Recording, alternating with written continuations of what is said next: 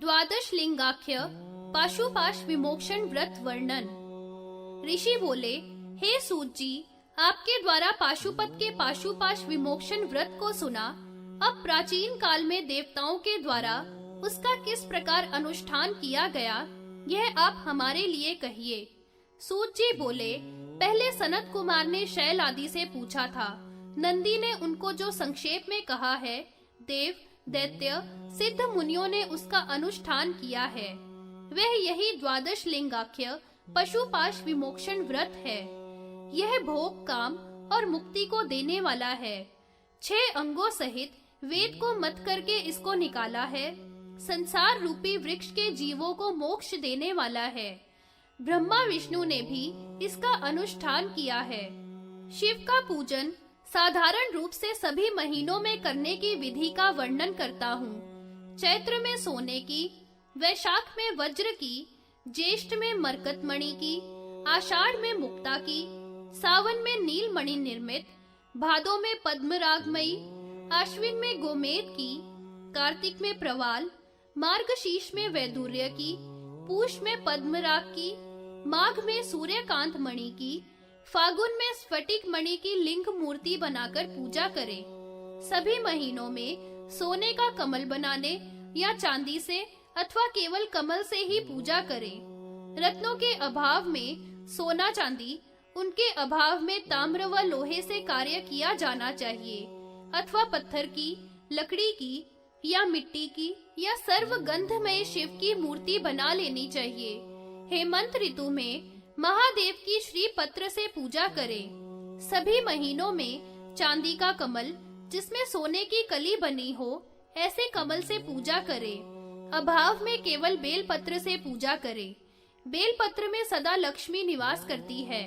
नील कमल में अंबिका, उत्पल में षडमुख तथा महादेव पद्म में रहते हैं। श्री पत्र को कभी भी त्यागना नहीं चाहिए। गुगुल से उत्पन्न धूप सदा सर्व पापों का नाश करती है, अतः धूप दीप हमेशा अर्पण करना चाहिए। सर्व रोगों का नाश करने वाला, सर्व सिद्धि देने वाला चंदन कहा है। श्वेत आक के फूल में साक्षात ब्रह्मा का वास है। कन्नेर में साक्षात मेधा, करवीर में गणाध्यक्ष, वक में साक्षात नारायण, सर्व सुगंधित पुष्पों में गंगा जी निवास करती हैं। शुद्ध अन्न एक या अधिक आड़क शक्ति से निवेदन करना चाहिए। प्राणियों को अन्न दान करने से शंकर जी की तृप्ति होती है। इससे प्रति मास देव का पूजन करना चाहिए। पूर्णमासी को महादेव जी का व्रत करना चाहिए। इससे सर्व कार्य की सिद्धि होती है। सत्य, अहिंसा, शौच, दया, शांति, संतोष, दान धारण करके व्रत करना चाहिए। वर्ष के अंत में गोदान तथा बैल की सवारी का त्याग तथा वेद पाठी ब्राह्मण को भोजन कराना चाहिए। शिव क्षेत्र में शिवलिंग की स्थापना करनी चाहिए या उसे ब्राह्मण को दान कर देना चाहिए। इस प्रकार शिव की पूजा करने वाला मनुष्य उत्तम तपस्वी हो जाता है और करोड़ों सूर्य के समान प्रकाश युक्त उत्तम विमान में बैठकर शिव लोक को प्राप्त होता है। यह भक्त शिव पने को, देव पने को, पितरीश्वर पने को, गणपत्य पने को पाता है। विद्यार्थी विद्या को, भोगार्थी भोगों को तथा जो भी कामना करता है, यह उसको प्राप्त करता है। 1 माह का व्रत करने पर भी मनुष्य रुद्र पने को पाता है। यह शुभ पवित्र व्रत देव, किन्नर, विद्याधरों को रूचता है। विधि पूर्वक ईश का पूजन करने और मूर्धा से प्रणाम करके इस स्तवन का जाप करता है, वह शिव धाम को प्राप्त होता है। पूर्व में ब्रह्मा ने इस स्तोत्र को तीनों लोकों के हित के लिए कहा था, अतः यह स्तोत्र अमूल्य है। विपोहन नाम का स्तोत्र। सूत जी बोले, हे ऋषियों, अब मैं विपोहन स्तवन को आप लोगों को कहता हूँ, जो सर्व सिद्धि को देने वाला है। नंदी के मुख से कुमार ने सुनकर व्यास जी को सुनाया तथा व्यास जी से मैंने सुना था, सो कहता हूँ। शुद्ध, निर्मल, यशस्वी काल को देखने वाले परमात्मा भव के लिए नमस्कार है। वे 5 मुख वाले, 10 भुजा वाले, 15 नेत्रों से युक्त, स्फटिक मणि के समान, संपूर्ण आभूषणों से भूषित, सर्वज्ञ शांत, सर्वोपरि स्थित हैं। पद्मासन में बैठे हुए सोमेश हमारे सभी पापों को दूर करें। ईशान, पुरुष, अघोर, वामदेव भगवान पापों को शीघ्र नाश करें। अनंत, सर्व विद्याओं के ईश्वर, सर्वज्ञ, सब देने वाले, ध्यान निष्ठ शिवजी मेरे पापों को दूर करें। सूक्ष्म, सुर और असुरों के ईश्वर, विश्वेश ध्यान में संपन्न शिवजी मेरे पापों को दूर करें। शिवोत्तम, महापूज्य, ध्यान परायण, सर्वज्ञ, सर्वत और शांत मेरे पापों को दूर करें। एकाक्ष, ईश, शिवार्चन परायण, शिव ध्यान संपन्न महाराज मेरे पापों को दूर करें। त्रिमूर्ति, ईश, शिव भक्त प्रबोधक, शिव ध्यान संपन्न मेरे पापों को दूर करे इत्यादि। इस विपोहन स्तोत्र को जो भक्ति पूर्वक जपता है अथवा सुनता है, वह सब पापों को त्याग कर रुद्र लोक को प्राप्त होता है। कन्या की कामना करने वाला कन्या को प्राप्त करता है, विद्यार्थी विद्या प्राप्त करता है, धन की कामना करने वाला धन प्राप्त करता है। इसको सुनने वाले को वात, पित्त, कफ की बीमारी नहीं होती। इस स्तोत्र को जपने से सब तीर्थों और दानों का जो फल है वह प्राप्त हो जाता है। गौ घाती, ब्रह्म हत्यारा, शरणागत घाती, मित्र द्रोही, माता पिता का हत्यारा भी सब पापों को त्याग कर शिवलोक में पूजनीय होता है। शिव व्रतों का वर्णन। ऋषि कहने लगे, हे सूत जी, पवित्र विपोहन स्तोत्र को हमने सुना, अब प्रसंग व लिंग दोनों को हमसे कहिए। सूत जी बोले, हे मुनियों, नंदी ने कुमार से, कुमार ने व्यास से तथा व्यास से जो मैंने सुना वह शिव का व्रत तुमसे कहता हूँ। दोनों पक्ष की अष्टमी और 14 को शिव का पूजन करें तथा रात्रि को भोजन करें। ऐसा करने से एक वर्ष में संपूर्ण यज्ञों का फल प्राप्त कर लेता है और परम गति को पाता है। मास की दोनों पंचमी और प्रतिपदा में जो क्षीर धारा का व्रत धारण करता है वह अश्वमेध यज्ञ के फल को प्राप्त कर लेता है। कृष्ण पक्ष की अष्टमी से 14 तक जो रात्रि में भोजन करता है वह ब्रह्मलोक को प्राप्त करता है।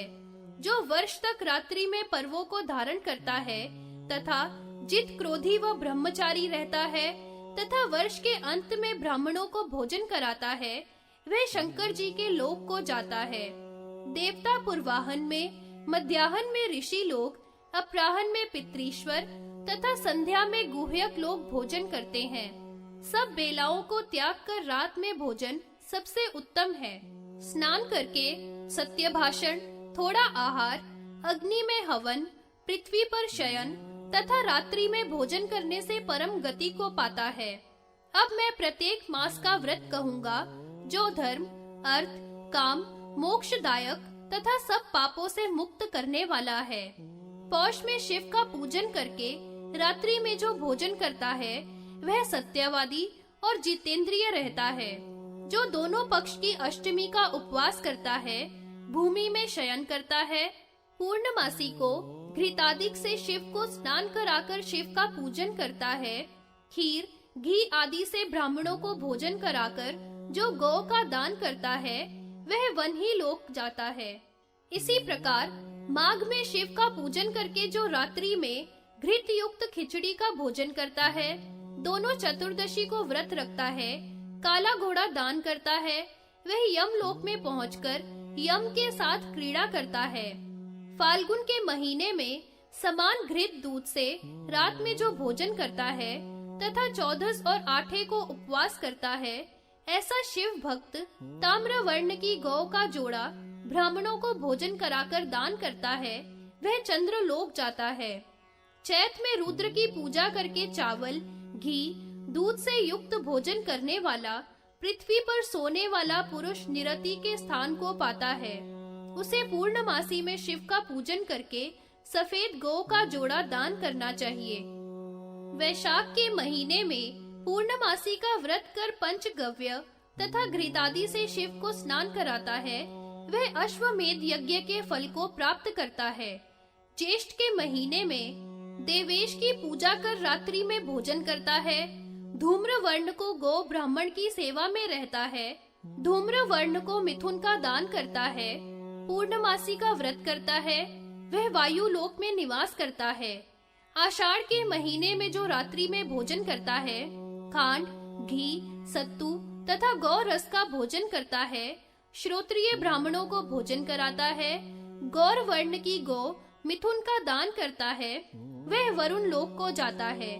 श्रावण में शिव पूजा में परायण जो रात्रि को भोजन करता है, पूर्णमासी को घृतादिक से पूजा करके श्रोत्रिय ब्राह्मण को भोजन कराता है तथा आगे के पैर सफेद हो ऐसी पौंड्र गो मिथुन का दान करता है, वह वायु के समान सर्वत्र विचरण करता है तथा वायु के सायुज्य को प्राप्त करता है।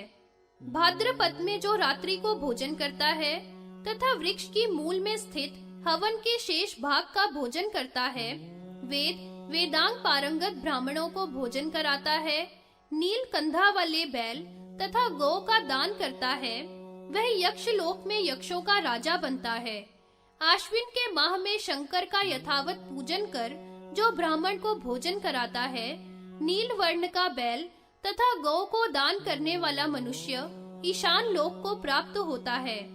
कार्तिक के महीने में खीर और भात का भोजन कर जो शिव का पूजन करता है, ब्राह्मण को भोजन कराकर कपिला गौ मिथुन का तथा चरु का दान करता है, वह सूर्य लोक में वास करता है।